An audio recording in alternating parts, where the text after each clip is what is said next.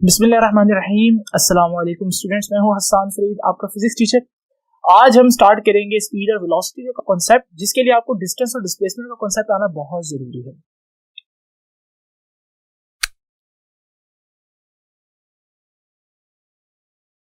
जिस तरह से डिस्प्लेसमेंट और डिस्टेंस में फर्क करना जरूरी है, उसी तरह से इस चैप्टर के अंदर स्पीड और वेलोसिटी में फर्क करना भी बहुत जरूरी है। ऑल्दो ये एक ही चीज को एक्सप्लेन कर रहे हैं, लेकिन इनमें थोड़ा बहुत डिफरेंस भी है, तो जरा देखते हैं। स्पीड क्या है? कोई चीज कितना तेज चल रही है। अगर कोई चीज बहुत तेजी से चल रही है, हम कहते हैं इसकी स्पीड बहुत ज्यादा है, उसका डिस्टेंस बड़ी तेजी से चेंज हो रहा है। और अगर स्पीड कम है तो इसका मतलब है कि उसका डिस्टेंस बहुत थोड़ा थोड़ा चेंज हो रहा है। और अगर स्पीड जीरो है, इसका मतलब वो डिस्टेंस चेंज ही नहीं कर रही, जहां खड़ी है वहीं की वहीं खड़ी।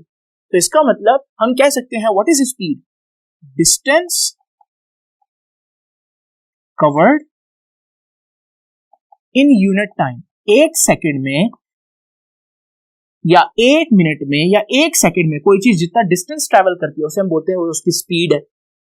आपने देखा होगा स्पीड का सिंबल v है, और यहां से इसका फॉर्मूला आएगा distance covered in unit time. तो स्पीड किसके बराबर होगी? डिस्टेंस ओवर टाइम के।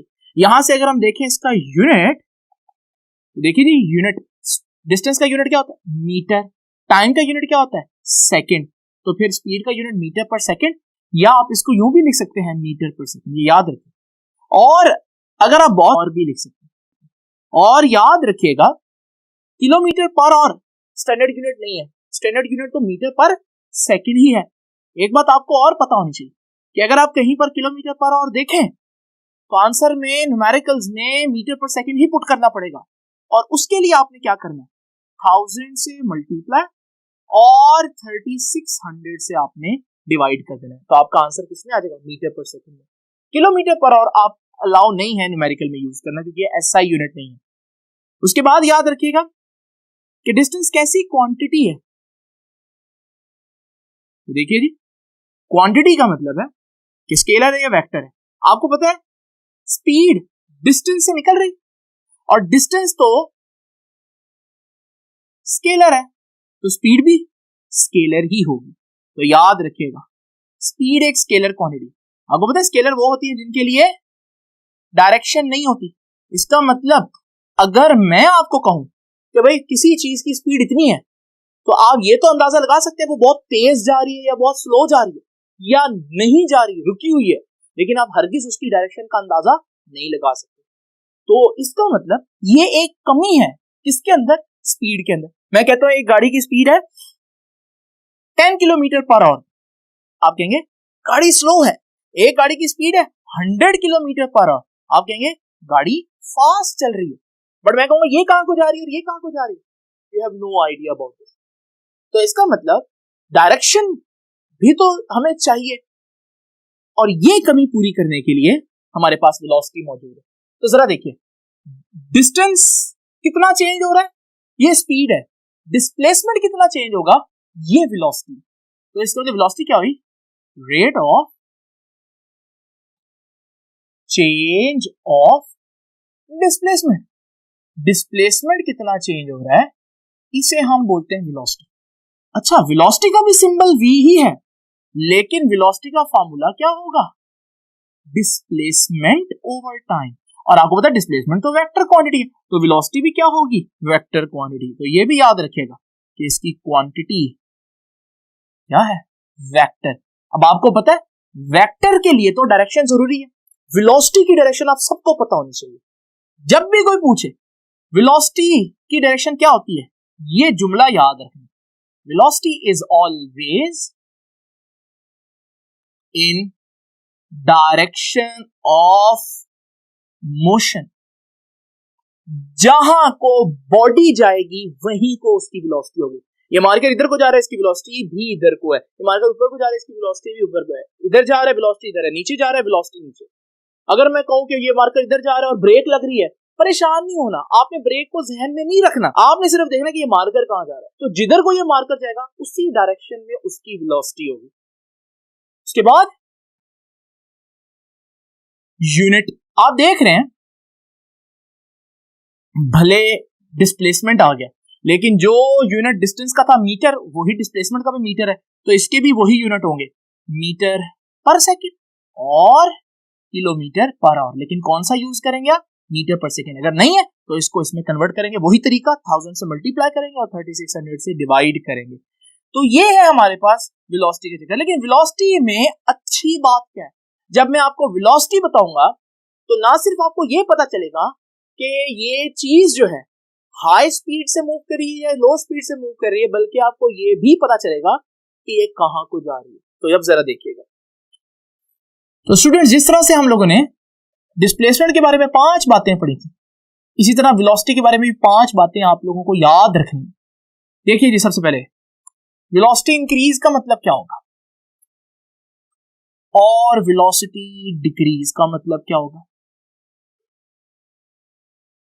वेलोसिटी पॉजिटिव का मतलब क्या होगा, वेलोसिटी नेगेटिव का मतलब क्या होगा और वेलोसिटी जीरो का मतलब क्या होगा। देखिए जी, इंक्रीज, वेलोसिटी कहां इंक्रीज करती है, कब इंक्रीज करेगी।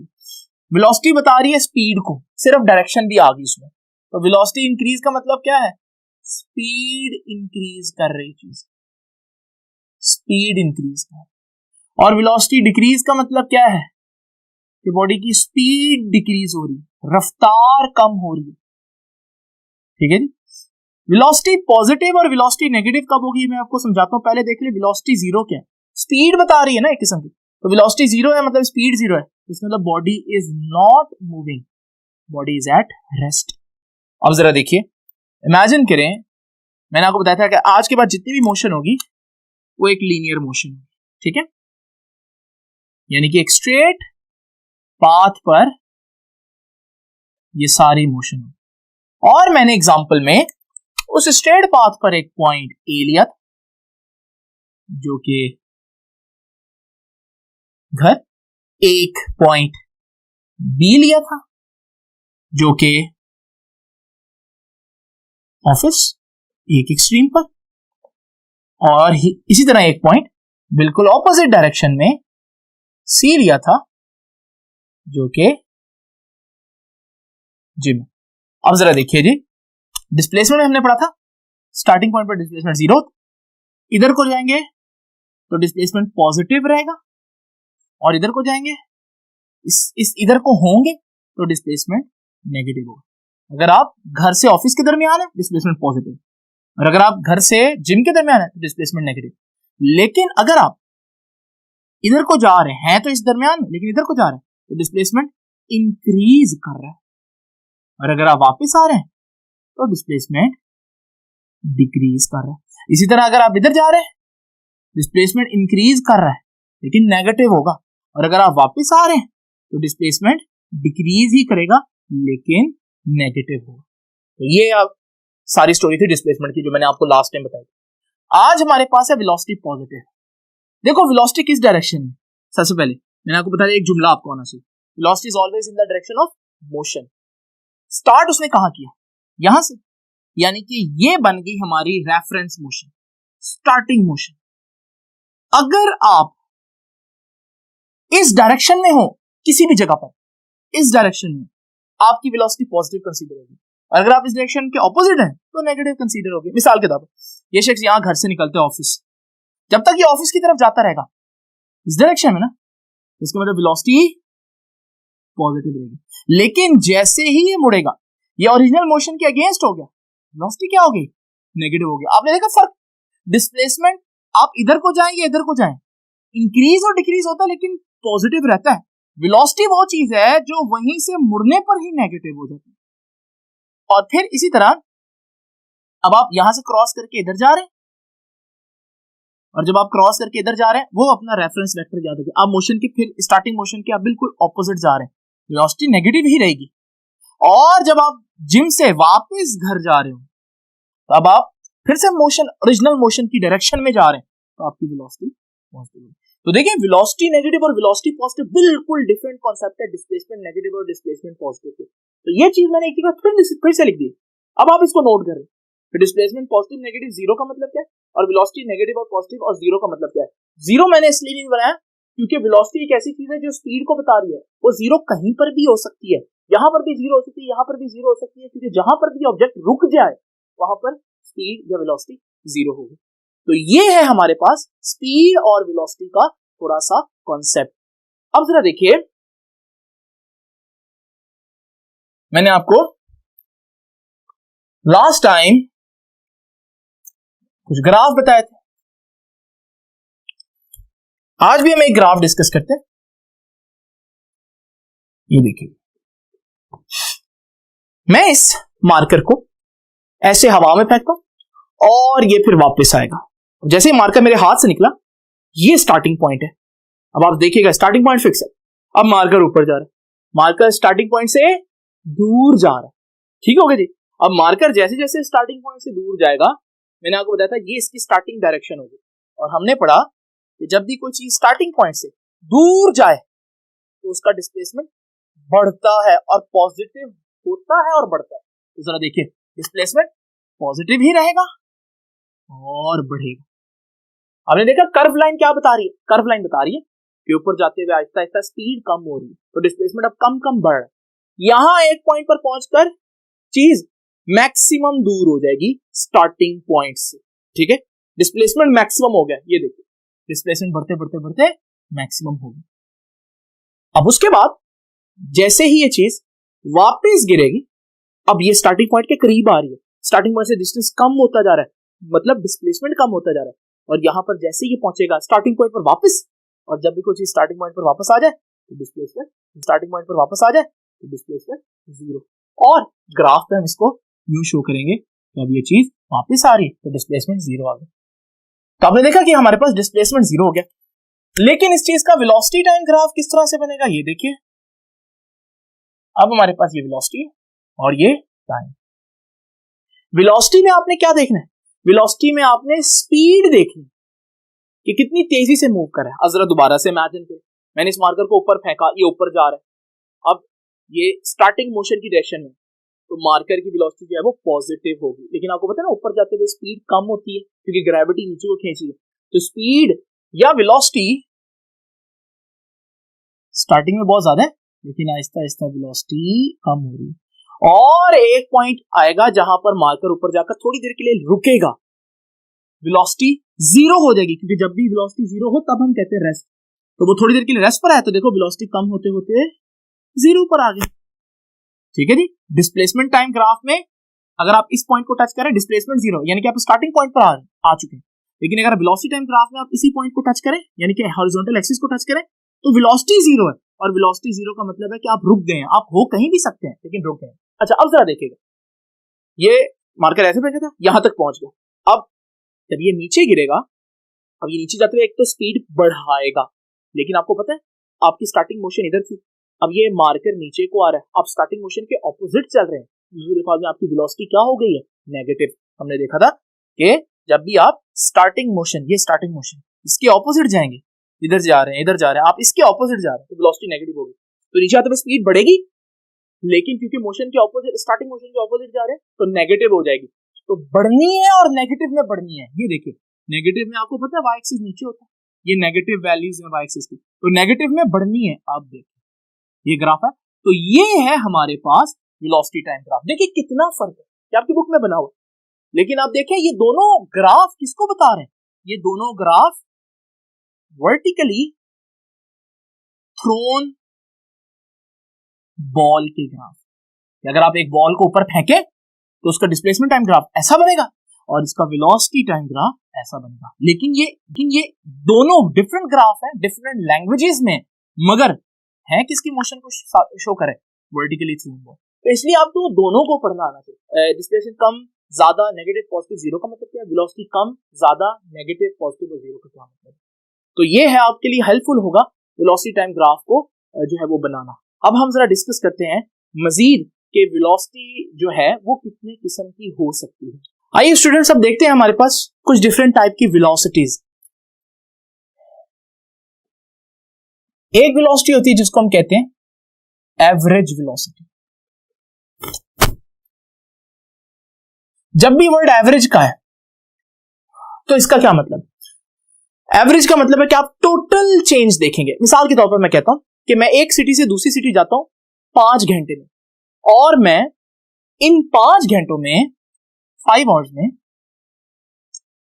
500 किलोमीटर ट्रेवल करता हूं। मैं कहता हूं व्हाट इज माय वेलोसिटी? आप कहते हैं वेलोसिटी तो डिस्प्लेसमेंट ओवर टाइम है। अब डिस्प्लेसमेंट हमने कितना कवर किया? 500 किलोमीटर। कितने टाइम में? 5 आवर्स में। तो यहां से मेरी वेलोसिटी 100 किलोमीटर पर आवर, मतलब 1 घंटे में मैं 100 किलोमीटर ट्रेवल कर रहा हूं। मगर अगर आप रियलिटी देखेंगे तो जरूरी नहीं मैंने हर घंटे में 100 किलोमीटर ही ट्रेवल किया, बल्कि हो सकता है आधे घंटा मैंने कहीं पर रोक दी हो सकता है मोटरवे पर आया हूं तो मैं 150 की स्पीड से चला। इसका मतलब ये जो एवरेज आपने निकाला है, ये एवरेज ये नहीं बता रहा कि एग्जैक्ट इंफॉर्मेशन क्या है, लेकिन ये बता रहा है कि ओवरऑल अगर आप देखें तो ये सिनेरियो बन रहा है। ठीक है जी। एवरेज कहते हैं किसी चीज को बराबर में तकसीम कर देना। एक याद रखिएगा एग्जांपल, मिसाल के तौर पर मेरे पास एक ही जो है ना क्लास में कुछ स्टूडेंट्स हैं, और उन स्टूडेंट्स के पास किसी के पास 10 रुपए हैं, किसी के पास 20 रुपए हैं, किसी के पास 30 और किसी के पास 40। अब ये इनके पास डिफरेंट अमाउंट ऑफ मनी है, सबके पास डिफरेंट है, लेकिन मैं कहता हूं कि एवरेज हर बच्चे के पास कितना है। तो एवरेज निकालने के लिए आप क्या करते हैं? टोटल सब बच्चों से पैसे वापस लेंगे। तो ये बच्चों से पैसे लेंगे तो ये आपके पास टोटल आ जाएगा 100 रुपीज, और टोटल कितने बच्चे? 4। इनको डिवाइड कर दें, सबको कितने आएंगे? 25 रुपीज। अब ये 25 रुपीज क्या है? ये एवरेज अमाउंट है हर बच्चे के पास। ये बता रहे कि हर बच्चे के पास इतनी थी नहीं, ये बता रहे कि अगर हम ये अमाउंट हर बच्चे के पास है, किसी के पास ज्यादा है इससे, किसी के पास इस वैल्यू से कम भी है, लेकिन अगर आप सबको बराबर तकसीम करें तो हर एक को ये आएगा। ये मतलब एवरेज। तो जरूरी नहीं एवरेज आपको एग्जैक्ट इंफॉर्मेशन दे रही है। मतलब कहने का क्या, ये देखिए, अगर आप एक पॉइंट ए से जाते हैं और आप पॉइंट ए बी पर जाते हैं और फिर पॉइंट ए से वापस आ जाते हैं, आपको पता है जब वो कोई चीज वापस स्टार्टिंग पॉइंट पर आए तो टोटल डिस्प्लेसमेंट कितना हो जाता है? 0।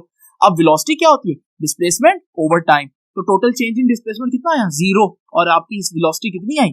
0। तो आप क्या यहाँ पर ये समझेंगे कि वो बॉडी ने मूव ही नहीं किया? तो इसका मतलब एवरेज जो है वो एग्जैक्ट इंफॉर्मेशन नहीं दे रही होती, लेकिन सम टाइम हमें एवरेज निकालनी पड़ती है। तो अब जरा देखते हैं एवरेज वेलोसिटी जो है वो बेसिकली इसका मकसद क्या है। तो एवरेज वेलोसिटी है टोटल चेंज इन डिस्प्लेसमेंट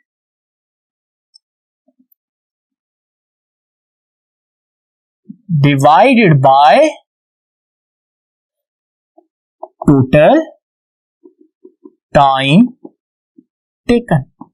तो टोटल चेंज देखना है, यहां से हम फॉर्मूला लिखेंगे, average velocity is equal to total change in displacement divided by total time taken. ये है एवरेज वेलोसिटी का कॉन्सेप्ट। तो एवरेज जरूरी नहीं है कि एग्जैक्ट इंफॉर्मेशन दे रही, ठीक है। तो अक्सर बसों के ऊपर लिखा होता है कि एवरेज स्पीड है 60 किलोमीटर के, ये मतलब नहीं है कि कहीं स्पीड ब्रेकर आ जाए तो वो उसके ऊपर 60 किलोमीटर की स्पीड से निकाल देंगे, ऐसा नहीं है, बल्कि वो स्पीड कम ज्यादा हो सकती है, लेकिन एवरेज अगर देखें ओवरऑल तो वो इस स्पीड से मूव कर रहे होते हैं। ये है एवरेज। लेकिन एक और वेलोसिटी है जिसका आपको पता होना बहुत जरूरी है, और वो है इंस्टेंटेनियस वेलोसिटी।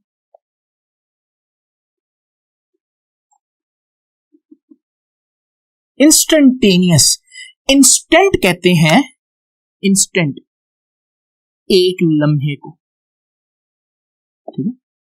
इंस्टेंटेनियस वेलोसिटी क्या है? एक लम्हे की वेलोसिटी। मिसाल के तौर पर अगर मैं आपको कहता हूं कि मैं 5 घंटे में जो है वो मैं ट्रेवल करता हूं लाइक 500 किलोमीटर, तो व्हाट इज माय स्पीड? आप कहेंगे कि मेरी स्पीड 100 किलोमीटर इन 1 आवर है। लेकिन मैं आपसे फिर पूछूंगा कि इसका मतलब है मैंने हर आवर में 1 किलोमीटर ट्रेवल किया, तो आप कहेंगे नहीं। अब आप क्या कहेंगे? आप कहेंगे कि फिर आप एग्जैक्ट सिचुएशन तो तभी बता सकते हैं जब मैं आपको हर लम्हे अपनी स्पीड बताऊं।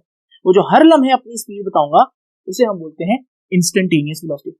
अब जितना मैं आपको ज्यादा इंफॉर्मेशन दूंगा, मैं 1 घंटे की बजाय एक घंटे की बजाय मैं आपको 1 मिनट के बाद अपनी स्पीड बताऊं तो वो ज्यादा एक्यूरेट होगी। लेकिन 1 मिनट में भी आप कहेंगे कि सर 1 मिनट की जो आप स्पीड बता रहे हैं उसमें भी तो ऊपर नीचे हो सकता है। ठीक है ना। तो फिर मैं आपसे कहूंगा कि भाई मैं 1 सेकंड का बता देता हूँ, तो आप कहेंगे कि सर 1 सेकंड में भी तो आपने 1 सेकंड के कुछ हिस्से में कोई और स्पीड होगी, 1 सेकंड के कुछ हिस्से में स्पीड थोड़ी सी ज्यादा होगी। इसका मतलब अगर मैं आपको 1 सेकंड का बताऊं वो उस सेकंड का एवरेज होगा, अगर मैं आपको 1 मिली सेकंड का बताऊं तो वो उस 1 सेकंड मिली सेकंड का एवरेज होगा। तो फिर हम क्या करते हैं, हम टाइम ड्यूरेशन इतनी कम करते रहते हैं कि आपके पास जो इंफॉर्मेशन जाए वो 1 नैनो सेकंड या मिली सेकंड की नहीं, बल्कि वो इतना कम टाइम हो कि वो 1 लम्हा बने। थ्योरेटिकल इसके कुछ फायदे हैं, रियलिटी में तो ऐसा अब करना जो है वो बड़ा मुश्किल है। तो हम कहेंगे कि इंस्टेंटेनियस वेलोसिटी के लिए शर्त क्या है कि टाइम का जो इंटरवल है जिसके लिए मैं वेलोसिटी कैलकुलेट कर रहा हूं वो इतना थोड़ा कि वो अप्रोचेस टू जीरो है। क्या बोल रहा हूं मैं? Approaches to zero, not equal to zero. कि टाइम इतना थोड़ा गुजरे, और मैं आपको बता दूं कितना थोड़ा गुजरे, इतना थोड़ा कि वो अप्रोच करे जीरो। ये देखिएगा, तो इंस्टेंटेनियस वेलोसिटी, यही वेलोसिटी का फॉर्मूला यही रहेगा, लेकिन हमने एक लिमिट लगा देनी है, एक शर्त लगा देनी है कि टाइम 1 घंटा, 1 मिनट, 1 सेकंड, 1 नैनो सेकंड नहीं, बल्कि इतना थोड़ा टाइम हो कि वो 1 लम्हा बने, इंस्टेंटेनियस वेलोसिटी। ठीक है, तो what is instantaneous velocity? It is the limiting value of del d over del t. यही जो हमारे पास है इसी की ही वैल्यू, लेकिन लिमिटिंग वैल्यू, शर्त लगी हो। क्या शर्त लगी हो? Limiting value of delta d over delta t where time delta t, जो डेल्टा टी टाइम है जो गुजरेगा, और मैं आपको बताऊंगा information, delta t time after time interval, after time T approaches zero. तो ये याद रखिएगा। तो यही फॉर्मूला दोबारा से लिख रहा हूं कि v delta d over delta T, मगर लिमिट क्या लगा रहा हूं, इसको ऐसे लिखते हैं, मैं लिमिट लगा रहा हूं कि टाइम इतना थोड़ा गुजरे कि delta t approaches to zero. अब ये जो वेलोसिटी आएगी ये एक लम्हे की वेलोसिटी होगी, इसे बोलेंगे इंस्टेंटेनियस वेलोसिटी। अब देखिएगा कॉन्सेप्ट, इंस्टेंटेनियस और एवरेज का फर्क। मैंने अभी आपको स्टूडेंट की एग्जांपल दी। एवरेज निकालने के लिए हम क्या करते हैं, जैसे एक बच्चे के पास 10 रुपए हैं, दूसरे के पास 20 है, दूसरे के पास 30 है और दूसरे के पास 40 है। एवरेज निकालो इनका, तो एवरेज मनी कितनी आएगी? एवरेज आएगा 25 रुपीज। ठीक है, अब जरा देखिए, ये हर बच्चे की अपनी अपनी मनी, यानी कि ये है हर एक की अपनी अपनी वैल्यू, या इंस्टेंटेनियस कह सकता हूं मैं एक किस्म का। ठीक है, एग्जैक्ट इंस्टेंटेनियस नहीं, लेकिन इस एग्जांपल में जरा समझे इंस्टेंटेनियस, क्योंकि अब अगली बात आपको तभी समझ आएगी। ये इंस्टेंटेनियस है, ये अलग-अलग है, और आप देख रहे हैं एवरेज डिफरेंट आ रही है। लेकिन इमेजिन करो अगर हमारे पास हर बच्चे के पास 20-20 रुपए है और मुझे कोई कहे बेटा एवरेज निकाले। अभी इंस्टेंटेनियस सबके पास 20 है और एवरेज रुपीज जो हैं वो भी 20 + 20 + 20 + 20 डिवाइड बाय 4 करूंगा, वो भी 20 नहीं आ जाएगा। यानी कि अगर हर इंस्टेंट की चीज बराबर हो तो फिर एवरेज भी उतना ही आता है। तो यहां पर एक बड़ी इंपॉर्टेंट ऑब्जेक्टिव याद रखिएगा, वो ऑब्जेक्टिव ये है, if a body is moving with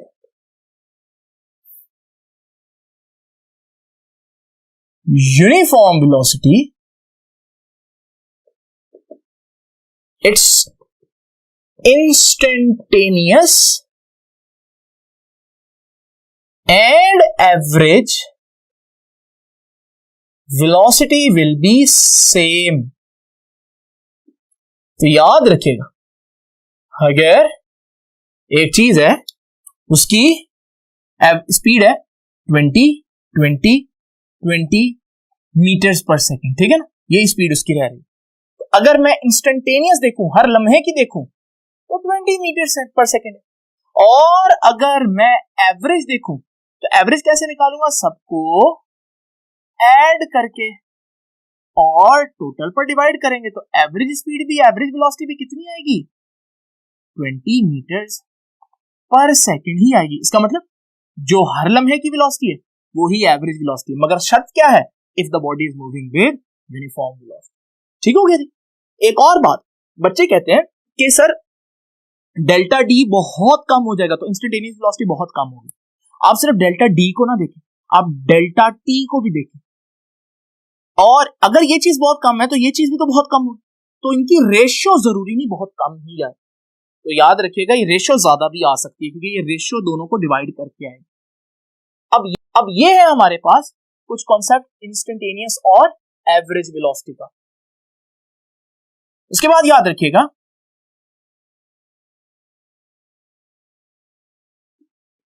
uniform velocity. Uniform velocity क्या है? 20 मीटर पर सेकेंड। एक सेकेंड में 20 मीटर ट्रैवल किया, फिर एक और सेकंड में 20 मीटर ट्रैवल किया, फिर एक और सेकंड में 20 मीटर ट्रैवल किया, यानी कि आपकी वेलोसिटी या आपकी चेंज स्पीड चेंज नहीं हो रही, इसे हम बोलेंगे यूनिफॉर्म वेलोसिटी। लेकिन वेलोसिटी में तो दो बातें हैं, वेलोसिटी में तो मैग्नीट्यूड भी आता है और वेलोसिटी में डायरेक्शन भी आती है क्योंकि वेक्टर क्वांटिटी है, मैग्नीट्यूड भी है और डायरेक्शन भी है। तो मैग्नीट्यूड तो पता लग गया, लेकिन डायरेक्शन अगर चेंज हो रही हो तब भी वेलोसिटी यूनिफॉर्म होगी, यूनिफॉर्म नहीं होगी अगर डायरेक्शन चेंज हो रही है। So what is uniform velocity? If a body covers equal distance in equal interval of time, अगर बॉडी बराबर वक्फों में बराबर डिस्टेंस ट्रैवल करे, हर सेकंड में 2 मीटर, हर सेकंड में 2 मीटर, या आपकी गाड़ी है हर घंटे में 50 किलोमीटर, हर घंटे में 50 किलोमीटर, तो आप कहेंगे कि आपकी गाड़ी की स्पीड यूनिफॉर्म है। लेकिन क्या वेलोसिटी यूनिफॉर्म है? वेलोसिटी के लिए डायरेक्शन भी कांस्टेंट रहनी चाहिए। तो फिर यहां पर हम डेफिनेशन को यूं कंप्लीट करेंगे, if a body cover equal distance in equal interval of time and direction remains constant, and direction remains constant. अगर आप इक्वल डिस्टेंस को और डायरेक्शन दोनों को इकट्ठा देखो, अगर डिस्टेंस भी सेम रहे और डायरेक्शन भी कांस्टेंट रहे तो फिर हम ये नहीं कह सकते कि डिस्प्लेसमेंट कांस्टेंट है। तो इस डेफिनेशन को आप थोड़ा आसान लिख सकते हो, if a body covers equal distance की जगह displacement in equal interval of time, in equal interval of time. अब यहां मैं डायरेक्शन रिमेन्स कांस्टेंट नहीं बोलूंगा क्योंकि मैंने इक्वल डिस्प्लेसमेंट बोल दिया, और डिस्प्लेसमेंट तो खुद वेक्टर क्वांटिटी है, और वो इक्वल कब होगी? जब डायरेक्शन कांस्टेंट होगी। और यहीं पर मैं वेरिएबल वेलोसिटी की डेफिनेशन भी कर देता हूं। वेरिएबल वेलोसिटी में क्या आएगा? वेरिएबल वेलोसिटी वो होगी जिसमें या तो डिस्टेंस कांस्टेंट ना रहे या फिर डायरेक्शन कांस्टेंट ना रहे। ठीक हो गया जी। तो अगर हमारे पास इन दोनों में से कोई चीज चेंज हो रही है तो हमारी वेलोसिटी वेरिएबल है। मिसाल के तौर पर अगर आप गाड़ी में जो है बैठे और आप रेस देते हैं तो आपका जो स्पीडोमीटर है उसकी सुई आहिस्ता आहिस्ता ऊपर जाना शुरू हो जाएगी, इसका मतलब आपकी स्पीड बढ़ रही है, तो आप कहेंगे कि आपकी वेलोसिटी क्या है? वेरिएबल। लेकिन अगर आप स्पीड जो है वो 20 या 30 या जितनी भी स्पीड है उसी पर सुई रहे, जो आपके स्पीडोमीटर की सुई है वो उसी पॉइंट पर है, इसका मतलब आपकी जो स्पीड है यूनिफॉर्म है। और अगर डायरेक्शन भी कांस्टेंट रहेगी तो वेलोसिटी भी यूनिफॉर्म होगी। लेकिन अगर आप अपनी स्पीड कांस्टेंट रखो लेकिन आप एक गोल चक्कर के गिर्द 20 किलोमीटर पर आवर से मूव कर रहे हैं, तो आपकी जो स्पीड है वो भले कांस्टेंट है लेकिन आपकी डायरेक्शन हर लम्हा चेंज हो रही है, और वेलोसिटी के लिए डायरेक्शन इंपॉर्टेंट है, तो फिर हमारी जो वेलोसिटी है वो यूनिफॉर्म नहीं होगी। तो याद रखिएगा वेलोसिटी के लिए दो चीजों का जरूरी है, एक तो स्पीड भी यूनिफॉर्म हो और डायरेक्शन भी कांस्टेंट रहे, फिर हम कहेंगे कि यूनिफॉर्म वेलोसिटी है। तो ये है आज का टॉपिक हमारे पास जो वेलोसिटी और डिस्प्लेसमेंट के बारे में है, इसको आप अच्छी तरह से नोट कर लें। अब हमारे पास नेक्स्ट टॉपिक होगा कि एक्सेलरेशन क्या होता है। तब तक के लिए अल्लाह।